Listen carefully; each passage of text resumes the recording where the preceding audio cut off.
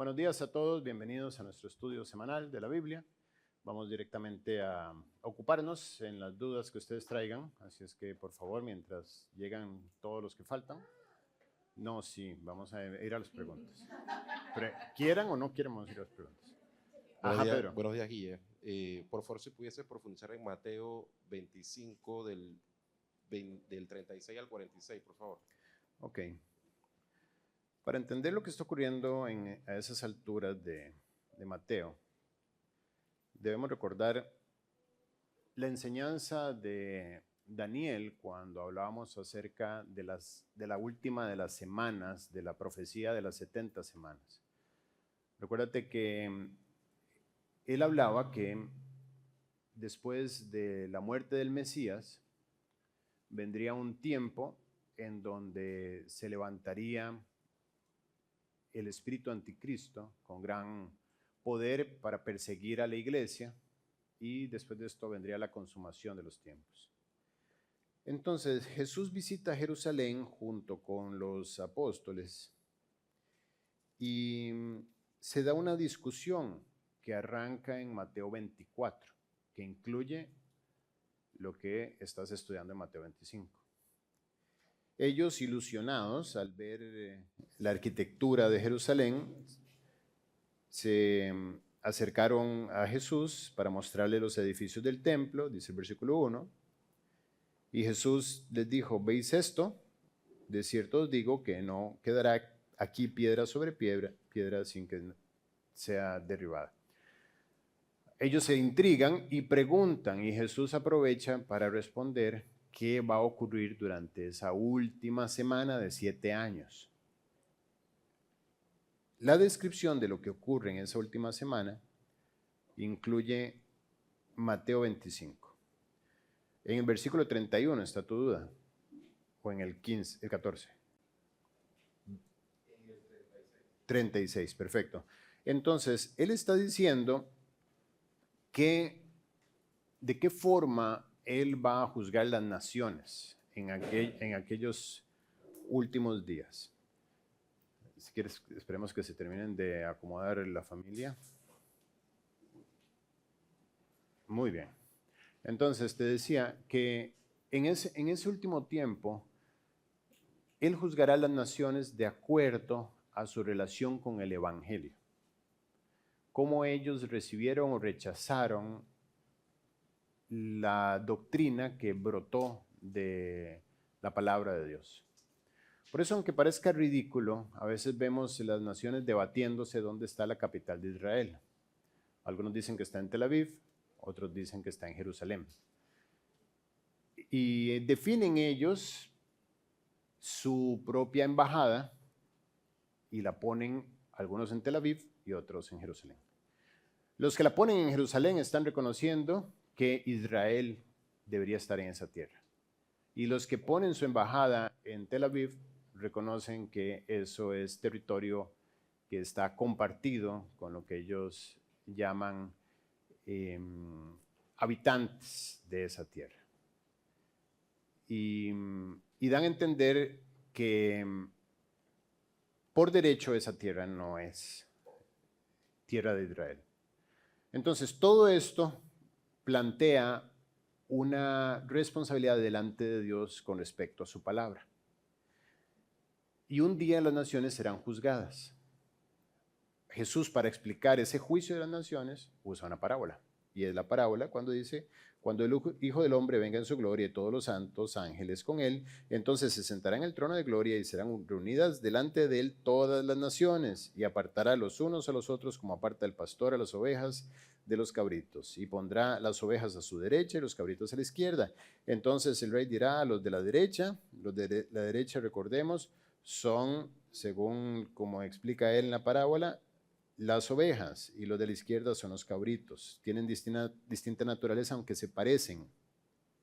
A los de la derecha les dirá: venid, benditos de mi Padre, heredad del reino preparado para vosotros desde la fundación del mundo. Porque tuve hambre y me disteis de comer, tuve sed y me disteis de beber, fui forastero y me reconocisteis, estuve desnudo y me cubristeis, enfermo y me visitasteis, en la cárcel y vinisteis a mí. Entonces los justos responderán, ¿cuándo pasó todo eso? Y además hemos entendido que la salvación es por fe. Es un regalo que Dios da por gracia. Cuando Él da ese regalo, pone en nosotros la fe para creer que la obra de la cruz cubre nuestros pecados. ¿Cómo es que ahora me dices que tuve que ir a la cárcel a visitar a alguien, cubrir a los de la calle, darle de comer a los pobres, etcétera? Una muy mala interpretación diría, sí, hay que ir a hacer obra social para poder ser salvos. Mira, si haces obra social, entonces vas a recibir el título de oveja. Si no haces obra social, vas a recibir el título de cabrito y no te van a poner a la derecha, sino que te van a poner a la izquierda y luego, apartados de mí, hacedores de maldad, y vas a ir al infierno por no haber hecho obra social, aunque seas salvo. Eso es incongruente con la doctrina bíblica. Entonces hay algo que no estamos viendo en la analogía. Es la relación de las naciones con Israel. ¿Cuál fue el trato de la nación con respecto a Israel? Cuando tuvieron hambre, ¿cómo actuaron? Cuando estuvieron en guerra, ¿cómo actuaron?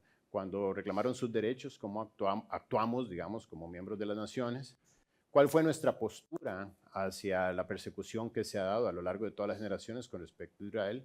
Yo sé que muchas de las personas, es decir, mi amor por los judíos nació cuando nací de nuevo. Hay muchas personas judías que son muy difíciles de amar. Sin embargo, cuando yo entendí que Jesús y todos mis héroes de la fe, junto con todos los apóstoles y todos los discípulos, bueno, por lo menos de la primera generación en el Nuevo Testamento, son judíos, entendí que Dios había venido por lo suyo. Dice, a lo suyo vino, está refiriéndose al pueblo de Israel, mas los suyos no le recibieron. Y puesto que ellos lo rechazaron, dice, mas a todos los que le recibieron, a nosotros, a los que creen en su nombre, les dio la potestad de ser hechos hijos de Dios. Entonces, por el castigo que Dios trae a ellos, se abre una puerta para nuestra injerción dentro de la familia de Dios.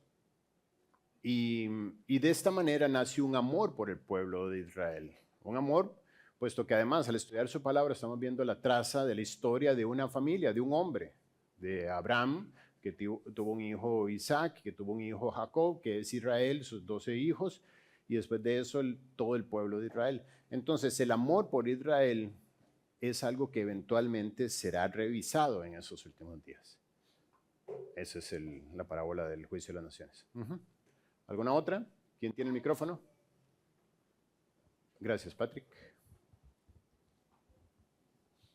Buenos días. Mi pregunta está en el libro de Hebreos, capítulo 7, específicamente en el versículo 18, 17, 18 y 28.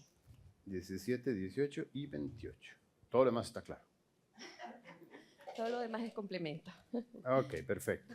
Bien, en este momento, importantísimo entender... Ajá. Okay. Dale, entonces. Y la pregunta es si actualmente este principio aplica a los hombres de la iglesia, entendiendo que son considerados sacerdotes de sus hogares. Entonces, capítulo 7, versículos ¿cuáles? 17, 18 y 28. Ajá. Tú eres sacerdote para siempre según el orden de Melquisedec. No, esto es una promesa hacia Jesucristo. Él es el único sacerdote para siempre. 17, 18 y 28. Porque la ley constituye sumos sacerdotes a débiles hombres, pero la palabra del juramento posterior a la ley, al Hijo, hecho perfecto para siempre. Tampoco. Está hablando del sacerdocio levítico y que fue desplazado por el sacerdocio de Jesucristo, que obedece a un nuevo orden sacerdotal, el orden de Melquisedec, que empieza a introducir en el versículo 7.1. Ahora, eso no quiere decir que los hombres no sean sacerdotes de su hogar. Nada más que estás usando los versículos incorrectos para interpretarlo. Pero sí, el hombre es cabeza del hogar. El hombre tiene que reportarle directamente a Cristo sus acciones en casa. Podemos usar entonces Efesios 5, si lo que quieres es tener argumentos para decirle a los hombres que tienen que actuar como sacerdotes. Entonces dice, someteos en el 21, unos a otros en el temor de Dios. Viene hablando acerca de los efectos de la llenura del Espíritu Santo. En el versículo 18, no os embriaguéis con vino, en lo cual hay disolución, antes bien sed llenos del Espíritu, y todo lo que ocurre después de eso tiene que ver con la llenura del Espíritu Santo. Es decir, no nos podemos someter los unos a los otros si no estamos llenos del Espíritu Santo. Ahorita ya tengo como costumbre, antes de la reunión, orar en el segundo piso con las maestras de nuestra escuelita, y orábamos hoy precisamente para poder someternos a ustedes. para poder someternos en el temor de Dios, en el sentido de estamos a su servicio. Tanto ellas con los niños, con los padres, como yo con todos los demás. ¿Ok?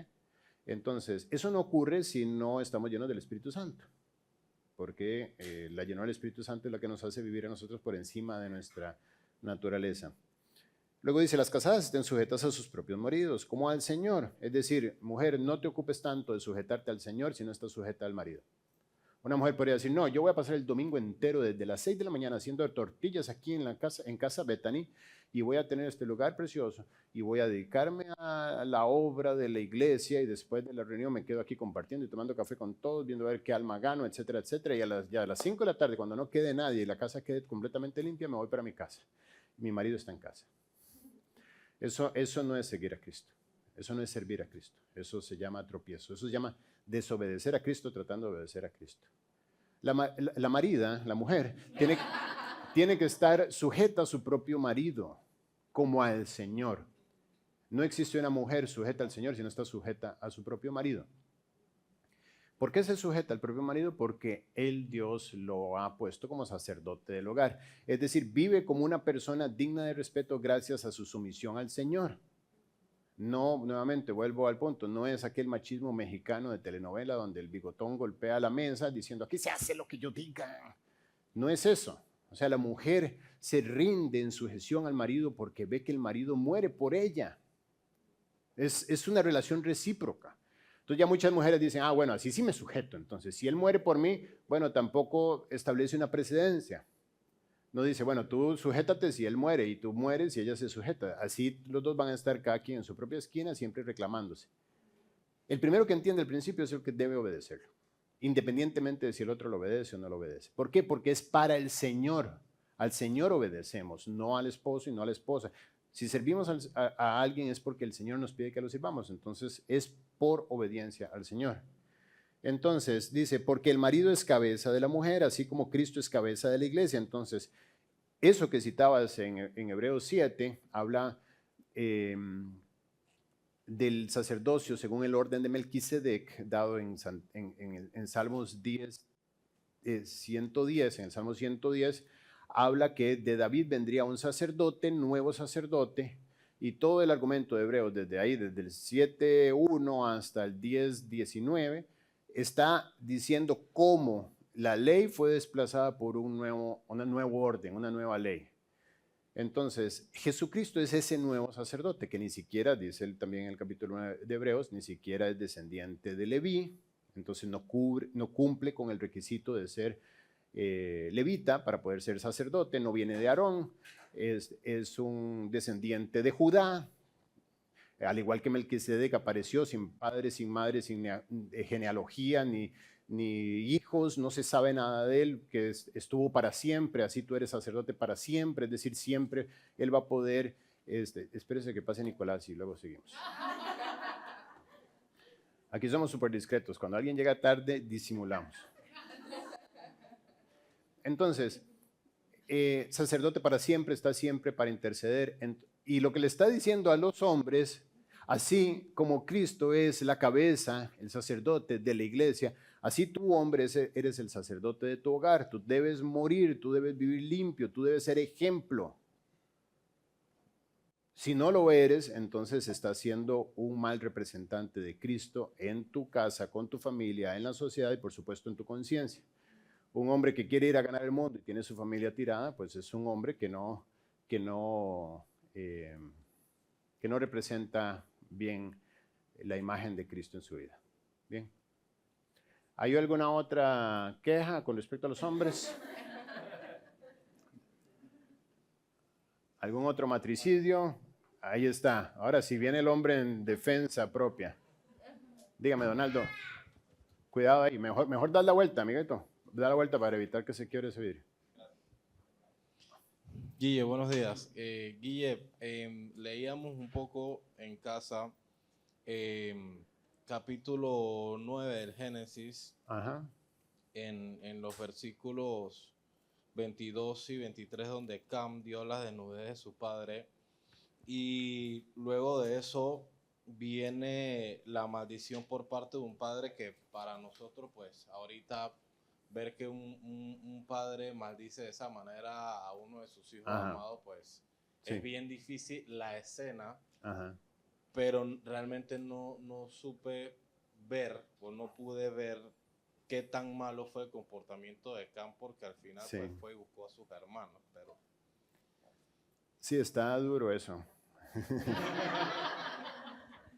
Es decir, vamos a ver la Biblia que ella aclare, ¿no? Ese es nuestro deber. No vamos a ser amarillistas tampoco, como a algunos les gusta hacerlo. Entonces, ya pasó el diluvio, la tierra cambió por completo.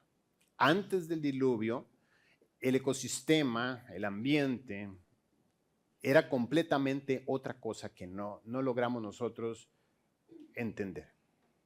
No llovía, sino que una densa capa de vapor subía de la tierra y regaba las plantas.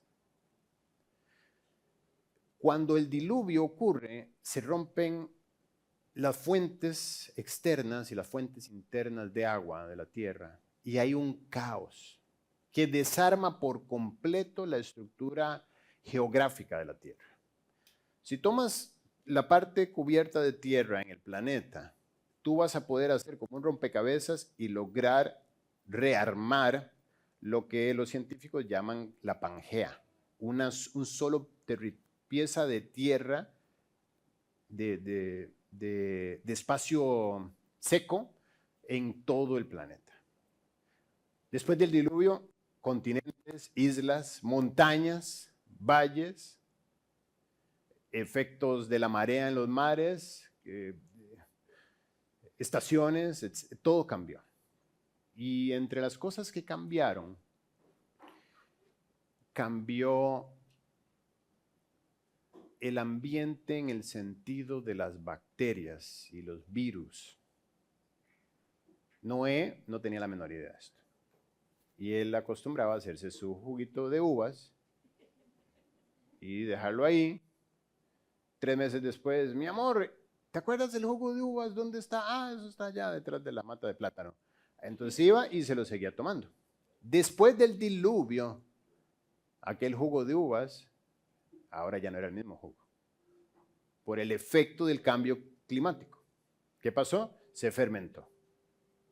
Entonces, la Biblia dice, ¿por qué yo hago esta historia de tipo de Chosen, que no me gusta saltar a conclusiones, pero digo, ¿por qué yo trato de encontrar un argumento que me deje saber a mí que Noé no era un borrachín? Porque dice la Biblia que él fue justo y su justicia condenó a la humanidad entera. Un hombre que durante 120 años estuvo construyendo un arca en contra de toda la sociedad, en contra de todas las reglas, de todo, porque ni siquiera llovía y él tuvo que aferrarse a un diseño al pie de la letra para poder construir, etc. De repente lo vemos tirado en el piso borracho. ¿Ok? Y estando ahí, llegaron sus 3 hijos eventualmente, pero primero llegó uno, Cam.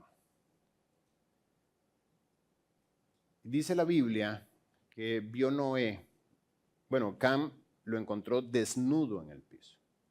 La razón por la que estaba desnudo no la sabemos, pero probablemente le dio calor. La borrachera pues le dio calor, quizás, no sé, no lo sabemos ni vamos a sacar conclusiones. El punto es que Noé, siendo un hombre íntegro, estaba en el piso, inconsciente. Dice, y bebió del vino y se embriagó y estaba descubierto en medio de su tienda. Y Cam, padre de Canaán, detalle importantísimo. En la Biblia no sobran aclaraciones, por algo Dios me está diciendo que es padre de Canaán, que en realidad es abuelo de Canaán, pero en la Biblia se usa este tipo de cosas. Vio la desnudez de su padre y lo dijo a sus hermanos que estaban afuera. Sem y Jafet, sus otros 2 hermanos, tomaron la ropa y la pusieron sobre sus hombros y andando hacia atrás, cubrieron la desnudez de su padre, teniendo vueltos sus rostros, y así no vieron la desnudez de su padre. Entonces los otros 2 hermanos, Jafet y Sem, entraron de espaldas con un temor reverente, casi que hasta ridículo, podrías decir, pero si tu papá está tirado en el piso, ayúdale, hombre. No, nada más no veas, o qué sé yo.